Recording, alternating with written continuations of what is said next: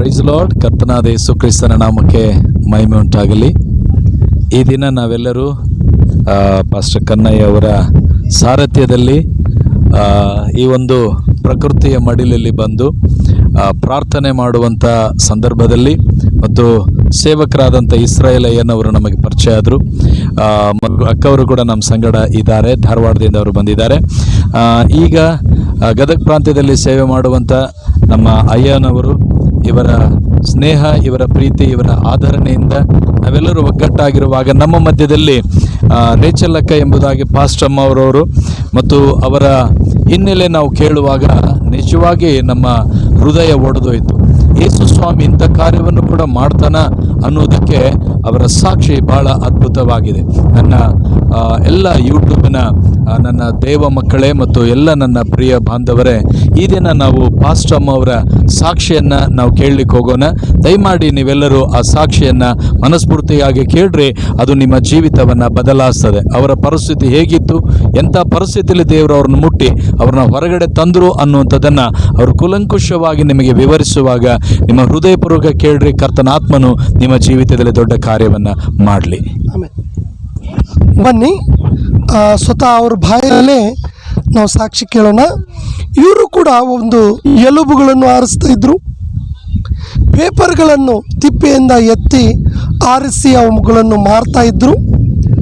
ಆಮೇಲೆ ನಾಯಿ ಎಲುಬು ಅಥವಾ ದನದ ಎಲುಬುಗಳನ್ನು ತೆಗೆದುಕೊಂಡು ಆರಿಸಿ ಅವುಗಳನ್ನು ಕೂಡ ಮಾರ್ತಾ ಇದ್ರು. ಇವರಿಗೆ ಕೂಡ ಯೇಸು ಕ್ರಿಸ್ತನ ಸುವಾರ್ತೆ ಸಿಕ್ತು. ಆ ಸುವಾರ್ತೆಯನ್ನು ಇವರು ಅಂಗೀಕಾರ ಮಾಡಿ ಇವತ್ತು ಪಾಸ್ಟರ್ ಒಟ್ಟಿಗೆ ಕೂಡಿ ಇವರು ಸೇವೆ ಮಾಡ್ತಿದ್ದಾರೆ. ಬನ್ನಿ, ಅವ್ರ ಬಾಯಿಂದಲೇ ನಾವು 2 ನಿಮಿಷ ಸಾಕ್ಷಿ ಕೇಳೋಣ. ಅಮ್ಮ, ತಮ್ಮ ಸಾಕ್ಷಿಯನ್ನು ದಯವಿಟ್ಟು ಹೇಳ್ತೀರಾ? ನೀವು ತೆಲುಗು ಹೇಳ್ತೀರಾ, ಕನ್ನಡ ಹೇಳ್ತೀರಾ? ನೋಡಿ ಹೇಳಿ. ಕನ್ನಡ ಹೇಳಲಿಕ್ಕೆ ಮಾಡಿ, ಪ್ರಯತ್ನ ಮಾಡಿ. ದೇವರ ಪರಿಶುದ್ಧ ನಾಮಕ್ಕೆ ಸ್ತೋತ್ರ. ನಿಮ್ಮೆಲ್ಲರಿಗೆ ನನ್ನ ವಂದನೆಗಳು ಸಲ್ಲಿಸ್ತಾ ಇದ್ದೇನೆ. ಮತ್ತು ನನ್ನ ಸಾಕ್ಷಿ ಬಂದು, ನಾನು ಚಿಕ್ಕವಳಿದ್ದಾಗ ನಮ್ಮ ತಂದೆ ಅನ್ನೋದು ನಮ್ಗೆ ಗೊತ್ತಿಲ್ಲ ಸರ್. ನಮ್ಮ ತಂದೆ ಯಾರು ಅಂತ ನನಗೆ ಗೊತ್ತಿಲ್ಲ. ಯಾಕಂದರೆ ನಮ್ಮಮ್ಮ ಚಿಕ್ಕವಳಿದ್ದಾಗಲೇ ನಮ್ಮನ್ನು ನನ್ನ ಅಣ್ಣ ಇಬ್ಬರು ನಾವು ಅವಳಿ ಜೋಳಿ ಆಗಿದ್ದೀವಿ. ಮತ್ತು ನಮ್ಮನ್ನು ತಗೊಂಡು ಅಂದರೆ 1 ವರ್ಷ ಇರ್ಬೋದು ನಮಗೆ, ನಮ್ಮ ಅಮ್ಮ ಮನೆಯಿಂದನೇ ನಮ್ಮನ್ನು ಕರ್ಕೊಂಡೋಗಿ ರೈಲ್ವೆ ಸ್ಟೇಷನ್ನು, ಬ್ಲೇಟ್ ಬಾರ್ ಮತ್ತು ಬಸ್ ಸ್ಟ್ಯಾಂಡು ಆ ಕಡೆಲ್ಲ ಊರೂರು, ಅಂದರೆ ಒಂದು ಊರಲ್ಲ ನಮ್ಮದು, ಊರೂರು. ನಮಗೆ ಮನೆ ಇಲ್ಲ, ಏನಿಲ್ಲ. ನಮಗೆ ಏನು ಅಡುಗೆ ಮಾಡಲಿಕ್ಕೆ ಸಾಮಾನುಗಳು ಏನೂ ಇರೋದಿಲ್ಲ. 2 ಡೇಕ್ಸಗಳು ಇರ್ತಾವೆ, 2 ಪ್ಲೇಟ್ಗಳು. ನಮ್ಮಮ್ಮ ಬಂದು ಒಂದು ಗಿಡ ಕೆಳಗೆ, ಸ್ಟೇಷನ್ ಮುಂದೆ ಗಿಡಗಳು ಇರ್ತಾವಲ್ಲ, ಆ ಗಿಡಗ ಕೆಳಗೆ ನಮ್ಮಮ್ಮ ಇರ್ತತೆ. ನಾನು ನನ್ನ ಅಣ್ಣ ಇಬ್ಬರಿಗೆ ಡೇಸ ಅಂಥದ್ದು ಕೊಟ್ಟಿದ್ರೆ ನಾವು ಹೋಗಿ ಊರಿನಾಗ ಹೋಗಿ ಅನ್ನ ಬಿಚ್ಚ ಬೇಡ್ಕೊಂಡು ಅನ್ನ ಎಲ್ಲ ತಗೊಂಡು ಬರೋದು. ನಾವು ಅದನ್ನು ತಿನ್ನೋದು, ನಾವು ನಮ್ಮಮ್ಮ ನಮ್ಮಣ್ಣ ಮೂವರು ತಿನ್ನೋದು. ಆ ಥರ ನಮ್ಮ ಜೀವನ ಇತ್ತು. ನಾವು ಒಂದು 10 ವರ್ಷವರೆಗೆ ನಾವು ಇದೇ ಥರನೇ ಒಂದು ಊರಿನಲ್ಲಿ ಇರೋದಿಲ್ಲ. ನಾವು ದೊಡ್ಡ ಊರು ಅಂತ, ಇದು ಆಂಧ್ರ ಸೈಡು, ಮತ್ತು ಗೂಡೂರು, ನೆಲ್ಲೂರು, ಒಂಗೋಲು, ಸೀರಾಲ, ಬಾಪಟ್ಲ, ಇವೆಲ್ಲ ಊರುಗಳು ನಾವು ಹೋಗೋದು. ಊರಿಗೆ ಹೋಗೋದು. ಒಂದು ಊರಿನಲ್ಲಿ 1 ವಾರ, ಒಂದು ಊರಿನಲ್ಲಿ 2 ದಿವಸ, ಒಂದು ಊರಿನಲ್ಲಿ 1 ದಿವಸ, ನಮ್ಗೆ ಹೆಂಗೆ ಅಲ್ಲಿ ಅನುಕೂಲ ಆಗ್ತದೋ ಆ ಥರ ಇರೋದು. ಮತ್ತು ಅಲ್ಲಿಂದ ಹೋಗೋದು. ಇದೇ ನಮ್ಮ ಇದು ಜೀವನ ಇತ್ತು. ಆದರೆ ಈ ಥರ ಇರುವಾಗ ಒಂದು ದಿವಸ ಮತ್ತು ನನಗೆ 10 ವರ್ಷ ಅಲ್ಲಂದರೆ 11 ವರ್ಷ ಇರ್ಬೋದು. ಆವಾಗ ನಾವು ಹೈದ್ರಾಬಾದಿಗೆ ಬಂದಿದ್ದೀವಿ. ಹೈದ್ರಾಬಾದಿನಲ್ಲಿ ನಮ್ಮ ಯಜಮಾನರು ಅಲ್ಲಿಗೆ ಬಂದಿದ್ದರು. ಹೈದ್ರಾಬಾದಿನಲ್ಲಿ ಫಲಕ್ನಾಮ ಅಂತ ಏರಿಯಾ, ಆ ಸ್ಟೇಷನು, ಆ ಸ್ಟೇಷನ್ ಹತ್ರ ಭಾಳ ಏನು ಖಾಲಿ ಜಾಗ ಇತ್ತು. ಆ ಖಾಲಿ ಜಾಗನಲ್ಲಿ ಎಲ್ಲರೂ ಜೋಪಡಿ ಥರ ಹಾಕೊಂಡು ಇರ್ತಾರೆ. ಎಲ್ಲರೂ ಒಂದು 100 ಜನ ಟೆಂಟ್ ಥರ ಹಾಕ್ಕೊಂಡು ಇರ್ತಾರೆ. ಅದೇ ನಮ್ಮ ಮೊದಲನೇದು ಮನೆ ಅಂದರೆ ಅದೇ ಒಂದು ಟೆಂಟು. ಆ ಟೆಂಟಿನಲ್ಲಿ ಇರುವಾಗ ಅಲ್ಲಿ ಜನರೆಲ್ಲರೂ ಅಂದರೆ ಇದ್ದಂಥವ್ರಲ್ಲ, ಎಲ್ಲರೂ ಬಿಚ್ಚ ಬೇಡವರು ಮತ್ತು ಈ ಪೇಪರ್ಗಳು ಇದೆಲ್ಲ ಆರಿಸ್ಕೊಂಡು ಬಂದವರು. ಮತ್ತು ನಾವು ಈ ಹೈದ್ರಾಬಾದ್ಗೆ ಬಂದು ಅಲ್ಲಿ ಗುಡಿಸಲು ಹಾಕ್ಕೊಂಡಿದ್ದೀವಲ್ಲ, ಅಲ್ಲಿನ ಬಿಚ್ಚ ಬೇಡದನ್ನೋದು ಇಲ್ಲ. ಈಗ ಪೇಪರ್ ಆರಿಸ್ಕೊಳೋದು, ಪೇಪರು ಹೋಗೋದು, ಪೇಪರು ಆರಿಸ್ಕೊಂಡು ಬಂದೋದು.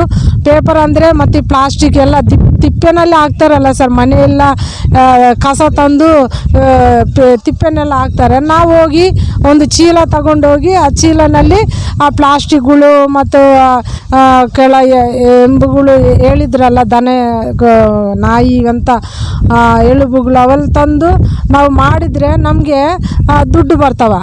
ಆ ದುಡ್ಡದಿಂದ ನಾವೇನು ಮಾಡೋದಂದರೆ ಏನೋ ಒಳ್ಳೇದು ಮಾಡ್ಕೊಳೋದು ಏನೂ ಇಲ್ಲ, ಗೊತ್ತಿಲ್ಲ ನಮಗೆ. ಕುಡೋದು ಎಂಡ ಅಂತಾರೆ ಸರ್, ಅದು ಎಂಡ. ಹೌದು ಸರ್, ನೀವು ಕೂಡ ಹೌದು ಸರ್, ನಿಜವಾಗ್ಲೇ. ಅಯ್ಯೋ, ಇಬ್ಬರು ಹೋಗ್ತಾ ಇದ್ದೀವಿ ಸರ್, ನಾವಿಬ್ಬರು ಅಂದರೆ ಇವರು ಬಿಚ್ಚ ಬೇಡ್ಕೊಂಡು ಬರ್ತಾರಲ್ಲ, ನಾವಿಬ್ಬರು ಹೋಗಿ ಕಂಪೌಂಡ್ಗಳು ಜಗ್ಗಿ ಇರ್ತವೆ ಸರ್ ಅಲ್ಲಿ ಫಲಕ್ನಾಮಲ್ಲ. ಹೋಗಿ ಈ ಅಂಗಡಿಯಿಂದ ಹೋಗಿ ಸಾಯಂಕಾಲ ಮುಂಜಾನೆ 5 ಗಂಟೆಗೆ ಎದ್ದೋಗ್ತೀವಿ ಸರ್ ನಾವು. ಒಂದು ಸಾರಿ ಇವರು ಬಿಚ್ಚ ಬೇಡಲಿಕ್ಕೆ ಇದ್ದರು, ನಾನು ಒಬ್ಬಳೇ ಹೋಗ್ತಾ ಇದ್ದೆ. ಆದ್ರೂ ಒಂದು ಭಾನುವಾರ ಬಂದರೆ ಹೋಗೋದು, ಅಲ್ಲಿ ಮಾಡೋದು ಇವೆಲ್ಲ ಅಲ್ಲಿ ಮಾಡಿಬಿಟ್ಟು ಅಂಗಡಿಗೆ ಹಾಕ್ಬಿಟ್ಟು ಮತ್ತು ಅಲ್ಲಿ ಹೋಗಿ ದುಡ್ಡು ಜಗ್ಗಿದು ಬರ್ತವೆ ಸರ್. ಆ ದುಡ್ಡು ತಗೊಂಡು ಹೋಗಿ ನಾವು ಎಂಡೆ ಕಾಂಪೌಂಡ್ನಾಗ ಅಲ್ಲಿ ಹೋಗಿ ಇಬ್ಬರು ಕುಡೋದು. ಅಲ್ಲಿ ಶಾಕ್ನ ಅಂಥದ್ದು ಕೊಡ್ತಾರೆ ಸರ್, ಬೋಟಿ ಶಾಕ್ನ ಎಲ್ಲ ಮಾಡ್ತಾರೆ ಸರ್, ಅಲ್ಲೇ ಮಾಡ್ತಾರೆ. ಅದು ಚೆನ್ನಾಗಿ ಕುತ್ಕೊಂಡು ಕುಡೋದು, ಇಬ್ಬರು ಕುಡೋದು. ಮತ್ತು ಮನೆಗೆ ಹೋಗಿ ಮತ್ತು ಸಾರಾಯಿ ಸರ್, ಅದು ಗೋಡಂಬ ಅಂತಾರೆ, ಗೋಡಂಬ 5 ರೂಪಾಯಿಗೆ ಪ್ಯಾಕೆಟ್ ಕೊಡ್ತಾಯಿದ್ರು ಸರ್ ಅಲ್ಲಿ. ಅದು 5 ರೂಪಾಯಿ. ಅದನ್ನು ನನಗೂ ಕೊಡೋದು ಸರ್, ಇಬ್ಬರು ಕೊಡೋದು. ಇದೇ ಆ ದುಡ್ಡು. ನಮಗೆ ಈಗ ಬಟ್ಟೆ ಕೊಂಡ್ಕೊಳೋ ಅಭ್ಯಾಸ ಇಲ್ಲ ಸರ್ ನಮಗೆ. ಈಗ ಕುಪ್ಪತ್ತಟ್ಟಿನಲ್ಲಿ ಅದೇ ತಿಪ್ಪೆನಲ್ಲಿ ಇರ್ತಾವಲ್ಲ ಕೆಲವು ಜನ, ಒಳ್ಳೆ ಬಟ್ಟೆಗಳಿದ್ರೆ ಅವು ಅದೇ ನೀವು ಹಾಕುತ್ತಿದ್ರಿ. ಹೌದು ಸರ್, ಅದೇ ತಿಪ್ಪೆ ಬಟ್ಟೆಗಳೇ. ಮತ್ತು ಆದರೆ ಅವುಗಳು ಉಟ್ಕೊಳೋದು ನಮ್ಗೆ ಕೊಂಡ್ಕೊಂಡಿಲ್ಲ ಸರ್ ಯಾವತ್ತು. ಬದಲಾವಣೆ ಆದ್ರಿ ಮತ್ತೆ ಅದೇ ಈ ಥರ ಇರುವಾಗ ಒಂದು ದಿವಸ ಅದೇ ನಮ್ಮ ಯಜಮಾನ್ರು ಸಾಕ್ಷಿ ಹೇಳಿದ್ರಲ್ಲ ಸರ್, ಇವರು ಏನಂದರೆ ಅಲ್ಲಿ ಸಿಗ್ನಲ್ನಲ್ಲಿ ಬಿಚ್ಚ ಬೇಡ್ಕೊಂಡು ಬಂದರೆ ಅಲ್ಲಿ ಅವ್ರ ಫ್ರೆಂಡ್ ಅಂದರೆ ಅದೇ ಬಿಚ್ಚ ಬೇಡವರು ಜೊತೆ ಇಲ್ಲ, ಅವರು ಕೈ ಖಾಲಿ ಇರೋಂಥವ್ರೆಲ್ಲ ಅಲ್ಲೇ ಕುಡ್ಕೊಂಡು ರಾತ್ರಿ 1 ಗಂಟೆಗೂ 12 ಗಂಟೆಗೆ ಬರೋದು ಸರ್ ಇವರು ಆ ಕಾಂಪೌಂಡಿನಲ್ಲಿ ಕುಡಿದು. ಆ ಥರ ಇರುವಾಗ ಮನೆಗೆ ಏನು ತರ್ತಾ ಇಲ್ಲ. ಇದಕ್ಕೋಸ್ಕರನೇ ನೀನು ಹೋಗಿ ಇಂತೆಲ್ಲ ಮಾಡ್ತೀವಿ, ಬೇಡ ನನ್ನ ಜೊತೆಗೆ ಬಾ ಅಂತ ನಾನು ಇಬ್ಬರು ಹೋಗಿ ಅಮ್ಮಗೂಡ ಅಂತ, ನಾವಿರೋದು ಫಲಕ್ನಾಮ ಸರ್, ನಾವು ಈ ಪೇಪರ್ ಆರಿಸ್ಕೊಳಕ್ಕೆ ಹೋಗೋದು ಅಲ್ಲಿ ಅಮ್ಮಗೂಡ ಅಂತ ಆ ಊರಿಗೆ ಹೋಗಿ ನಾವು ಅಲ್ಲಿ ಪೇಪರ್ ಆರಿಸ್ಕೊಂತ ನಾವಿಬ್ಬರು ಮಾತಾಡ್ಕೊತ ಇದ್ವಿ. ಈ ಜೀವನ ಬೇಕು ಏನೋ. ಅವತ್ತು ನಮಗೆ ಒಂದು ಭಾಳ ದುಃಖ ಬಂದೈತೆ ಸರ್ ಅವತ್ತು ಎದಕ್ಕೋ.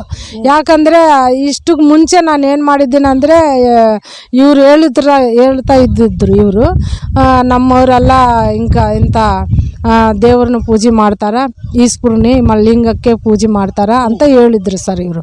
ಹೌದಾ ಅಂತ ನಾವು ಒಂದು ಫೋಟೋಗಳು ತಂದು ಅದೇ ನಮ್ಮ ಜೋಪಡಿಯಲ್ಲಿ ಅದೇ ಅಲ್ಲಿ ಇಟ್ಕೊಂಡು ಪೂಜೆನೂ ಮಾಡಿದ್ದೀನಿ ಸರ್. ಯಾಕಂದರೆ ಇವ್ರು ಬದಲಾವಣೆ ಆಗಬೇಕಂತ ಕೈನಲ್ಲಿ ಕರ್ಪೂರ ಇಟ್ಕೊಂಡು ಇದೀಗ ಬೆಂದೈತೆ ಸರ್ ನನಗೆ ಇಲ್ಲಿ ಐತೆ. ಓಕೆ, ಕೈಯಲ್ಲಿ ಕರ್ಪೂರ ಆರತಿಗೂ ಮಾಡೀನಿ.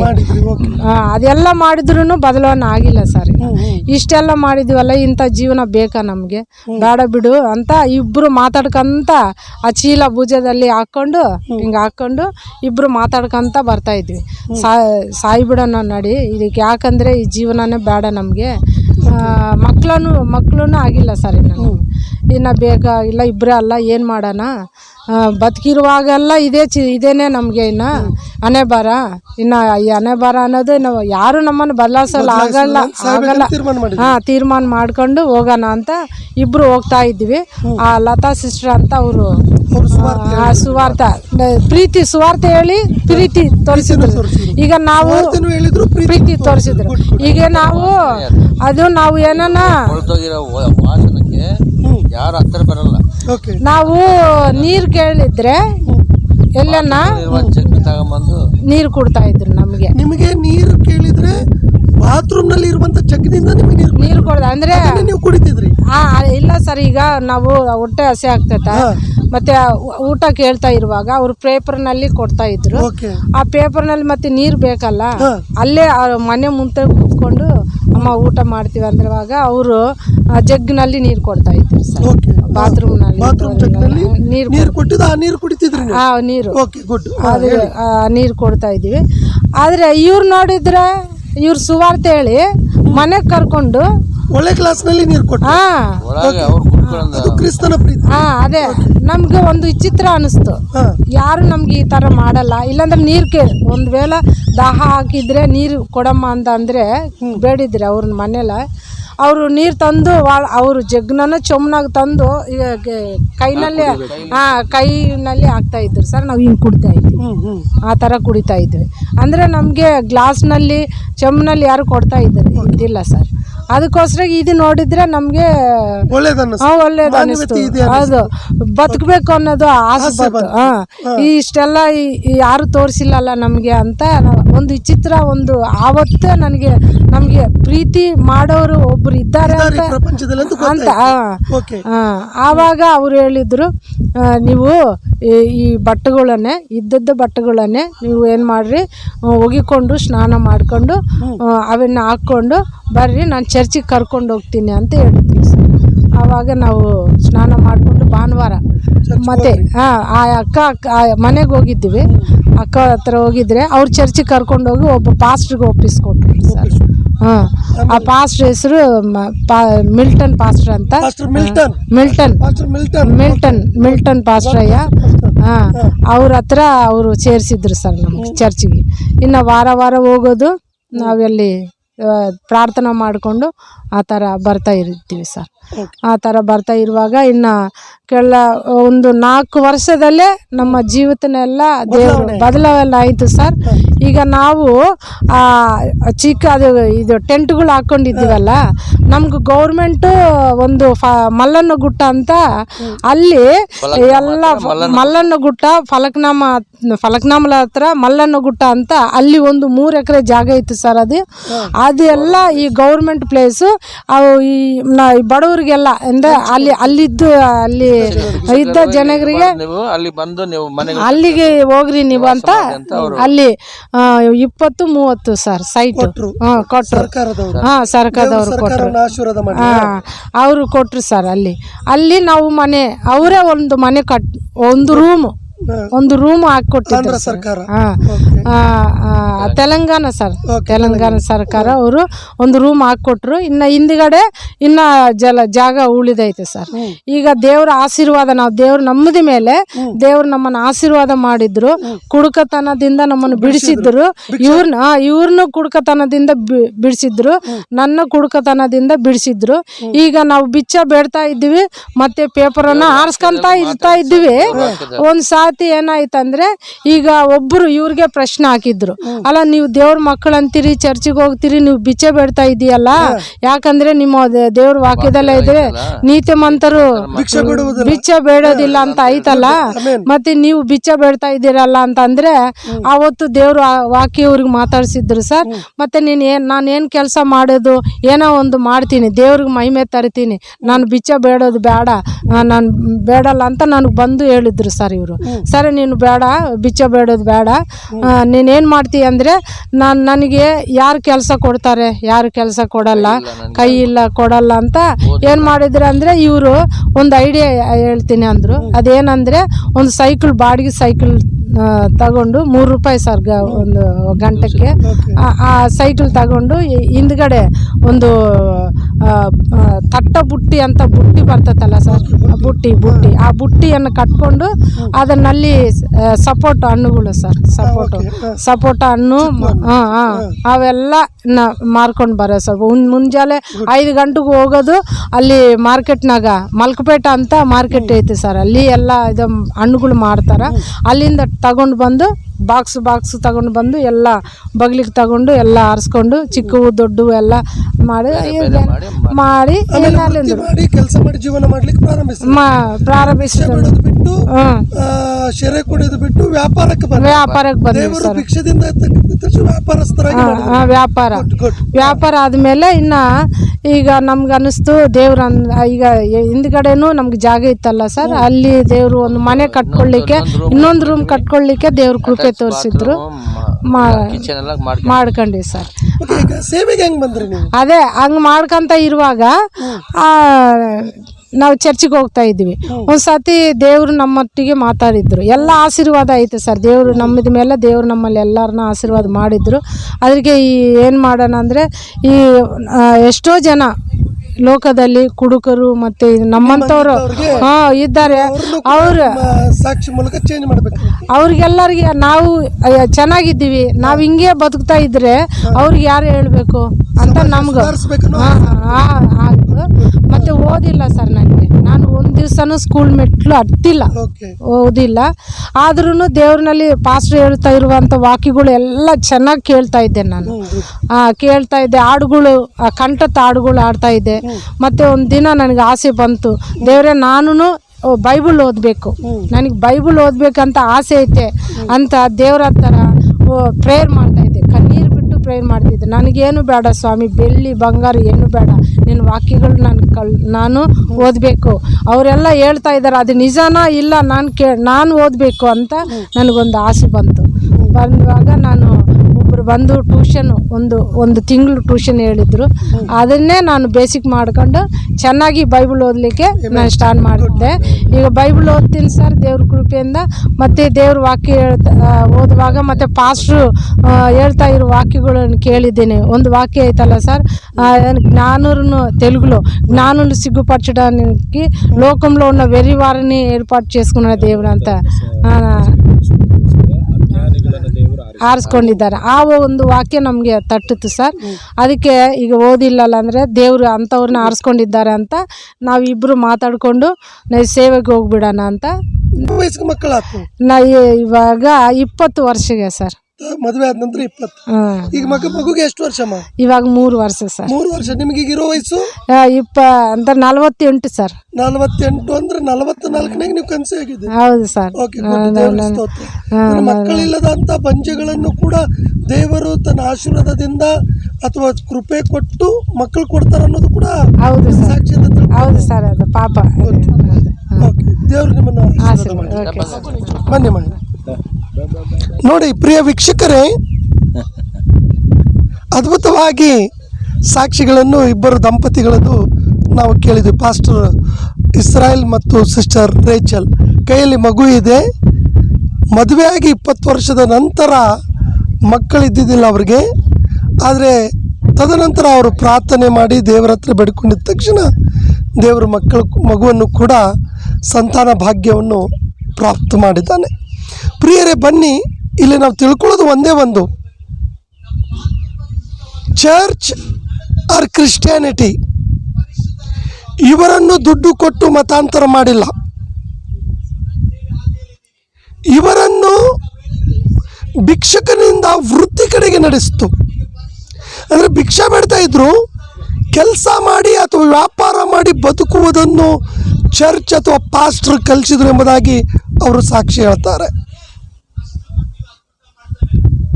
ಯೇಸು ಕ್ರಿಸ್ತರು ಎಲ್ಲೇನೂ ಹೇಳಿಲ್ಲ, ನನ್ನ ಹತ್ರ ಬಂದ್ರಿ ನಿಮಗೆ ಆಸ್ತಿ ಕೊಡ್ತೀನಿ ಅಂತೇಳಿ. ಯೇಸು ಕ್ರಿಸ್ತರು ಹೇಳಿದ್ದು ನಿತ್ಯ ಜೀವ ಅಥವಾ ರಕ್ಷಣೆ ಕೊಡ್ತೀನಿ ಅಂತೇಳಿ. ಇದಕ್ಕೆ ಉದಾಹರಣೆಗಾಗಿದೆ ಸಜೀವಾದ ಸಾಕ್ಷಿ. ಬನ್ನಿ, ಎಲ್ಲ ಸಮಾಜದವರು, ಕ್ರೈಸ್ತರಿರ್ಬೋದು ಅಥವಾ ಇತರ ಸಮಾಜದವರು, ಇತರ ಕುಲಸ್ಥರು, ಜಾತಿದವರಾಗಿರ್ಬೋದು, ನಾವೆಲ್ಲರೂ ಕೂಡಿಸಿ ಒಂದು ಸ್ವಚ್ಛವಾದ ಸಮಾಜವನ್ನು ಕಟ್ಟಲಿಕ್ಕೆ ಪ್ರಯತ್ನ ಮಾಡೋಣ. ಅನೇಕ ಪೇಪರ್ ಎತ್ತುವರಿದ್ದಾರೆ, ಭಿಕ್ಷುಕರಿದ್ದಾರೆ, ಕುಡುಕರಿದ್ದಾರೆ, ಸಿಗರೇಟ್ ಸೇದವರಿದ್ದಾರೆ, ಇಂಥ ಆತ್ಮಹತ್ಯೆ ಮಾಡಿಕೊಳ್ಳುವಂಥ ಪರಿಸ್ಥಿತಿಯಲ್ಲಿದ್ದಾರೆ. ಎಲ್ಲ ಸಮಾಜ ಎದ್ದು ಮುಂದಕ್ಕೆ ಬಂದು ಒಳ್ಳೆಯ ಭಾರತವನ್ನು ನಾವು ಕಟ್ಟಲಿಕ್ಕೆ ಪ್ರಯತ್ನ ಮಾಡೋಣ. ಇದು ಒಬ್ಬರಿಂದ, ಕ್ರೈಸ್ತ ಸಮಾಜದಿಂದ ಆಗುವುದು ಮಾತ್ರ ಆಗಲ್ಲ. ಎಲ್ಲ ಸಮಾಜದವರು ಕೂಡಿ ನಾವು ಸ್ವಚ್ಛ ಭಾರತ, ಒಳ್ಳೆಯ ಭಾರತವನ್ನು ಕಟ್ಟಲಿಕ್ಕೆ ಪ್ರಯತ್ನ ಮಾಡೋಣ. ಇಂಥವ್ರು ಅನೇಕರಿದ್ದಾರೆ. ಅವರಿಗೆ ವೃತ್ತಿಯನ್ನು ಕಲಿಸೋಣ, ಅವರಿಗೆ ನಿರೀಕ್ಷೆಯನ್ನು ಕಲಿಸೋಣ ಮತ್ತು ಪ್ರೀತಿಯನ್ನು ಕಲಿಸೋಣ. ಒಂದು ಮಾತು ಹೇಳಿದರು, ನಮಗೆ ಊಟ ಕೊಡ್ತಿದ್ರು ಮತ್ತು ನೀರು ಕೇಳಿದರೆ ಟಾಯ್ಲೆಟ್ಗೆ ಹೋಗುವಂಥ ಜಗ್ನಲ್ಲಿ ನೀರು ಕೊಡ್ತಾಯಿದ್ರು ಅಂತಂದರೆ, ಆದರೆ ಒಂದು ಕ್ರೈಸ್ತ ಕುಟುಂಬಕ್ಕೆ ಹೋದಾಗ ಊಟನೂ ಕೊಟ್ಟರು, ಒಳ್ಳೆ ಗ್ಲಾಸ್ನಲ್ಲಿ ನೀರು ಕೊಟ್ಟರು. ಇಲ್ಲಿ ಕಲಿಯತಕ್ಕದಿಷ್ಟೇ, ನಿನ್ನಂತೆ ಪರರನ್ನು ಪ್ರೀತಿಸು ಅಂತೇಳಿ ಯೇಸು ಹೇಳಿದ್ದಾನೆ. ನಾವು ಪ್ರೀತಿಸಬೇಕು ಎಂಬುದಾಗಿ ಹೇಳ್ತಾ ಇದ್ದೀವಿ ಮತ್ತು ನಾವು ಇತರನ್ನು ಪ್ರೀತಿಸ್ತಾ ಇದ್ದೀವಿ. ಇದು ನಾವೆಲ್ಲರೂ ಕೂಡಿಸಿ ಮಾಡಿ ಮನುಷ್ಯರನ್ನು ನಾವು ಬದಲಾಯಿಸೋಣ. ಅವರನ್ನು ಒಳ್ಳೆಯ ಸಮಾಜದಲ್ಲಿ ಒಂದು ಒಳ್ಳೆಯ ವ್ಯಕ್ತಿಗಳನ್ನಾಗಿ ಅವರನ್ನು ನಿಲ್ಲಿಸಲಿಕ್ಕೆ ಪ್ರಯತ್ನ ಮಾಡೋಣ. ಇದಕ್ಕಿಂತ ಇನ್ನೊಂದು ಹೆಚ್ಚು ಸಾಕ್ಷಿ ಬೇಕಾಗಿಲ್ಲ. ಯೇಸು ಕ್ರಿಸ್ತರ ಮೇಲೆ ನಂಬಿಕೆ ಇಡಿ, ಆಗ ನೀವು ರಕ್ಷಣೆ ಹೊಂದ್ತೀರಿ, ನಿಮ್ಮ ಮನೆಯವರು ಕೂಡ ರಕ್ಷಣೆ ಹೊಂದುತ್ತಾರೆ. ದೇವರ ಸಾಕ್ಷಿ ಭಾಗವನ್ನು ಆಶೀರ್ವಾದ ಮಾಡಲಿ. ಈ ವಿಡಿಯೋ ಕ್ಲಿಪ್ ನಿಮ್ಗೆ ಇಷ್ಟ ಆಗಿದ್ದರೆ ಲೈಕ್ ಮಾಡಿ ಮತ್ತು ಇತರರಿಗೆ ಶೇರ್ ಮಾಡಿ, ವೈರಲ್ ಮಾಡಿ ಮತ್ತು ಈ ಚಾನಲನ್ನು ಸಬ್ಸ್ಕ್ರೈಬ್ ಮಾಡಿ. God bless you. Cameraman Rachel ಒಟ್ಟಿಗೆ ಫ್ರಾನ್ಸಿಸ್ ಕನ್ನೆ. God bless you.